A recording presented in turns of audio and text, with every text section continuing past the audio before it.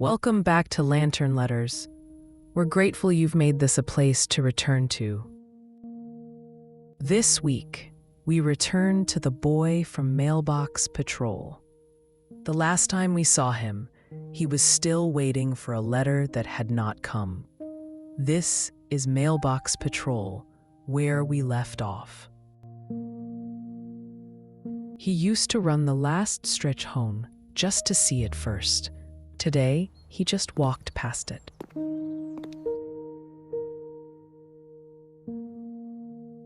The mailbox stood where it always stood, gray and quiet at the edge of the yard, its little red flag still down, holding nothing for him but the silence he had gotten used to coming home to. His mother was waiting for him instead, sorting through the ordinary stack of the day's mail. A flyer, a bill, a folded notice. He sat down beside her, not really watching. Then her hands went still. Beneath the bills and folded notices was an envelope written in the one handwriting he had been hoping to see.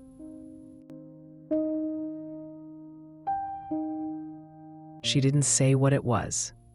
She didn't have to. She simply held it out to him. "It's for you," she said.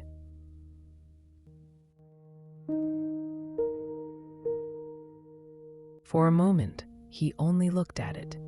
After waiting so long, having the letter in his hands felt almost as hard to believe as not having it at all. He held it close, as though moving too quickly might make it disappear. He carried it out to the porch, to the same step he always sat on, and opened it slowly. Then he started again from the first word, just to make sure he hadn't imagined it. "Hey, buddy," the letter began. "I know you've been waiting a long time to hear from me. I'm sorry it took so long. Mail can move slowly in here, but I want you to know I've been thinking about you. You wrote that you were scared you might mess up the birdhouse without me there. You won't. We started it together, and it's still ours. Here's what I remember about the roof piece. It should hang over a little more in the front than the back, something like this. I'm not much of an artist, so don't laugh too hard. And don't use too much glue on that left wall. Remember? We almost glued the bird to the floor before one even moved in." A small laugh escaped him before he even realized it was coming. "You don't have to finish it all. Just put the roof piece where you think it belongs and tell me how it looks. We can figure out the next part together." The birdhouse had been sitting unfinished for months. Until then, he had not known whether unfinished still meant together. He read that last line twice. We can figure out the next part together. Behind him, the door opened, and his mother leaned into the frame, watching him with a small, knowing smile, not asking, just there. He looked past her, through the doorway, to where the birdhouse still sat on its shelf by the kitchen window, exactly where it had been left. He got up and went inside. He studied the sketch a moment, then lifted the loose roof piece from beside the unfinished frame and set it carefully into place. He didn't reach for the glue. He didn't need to. Not yet. He only needed to know it still fit, and it did. Later, at his desk, he picked up a pencil of his own.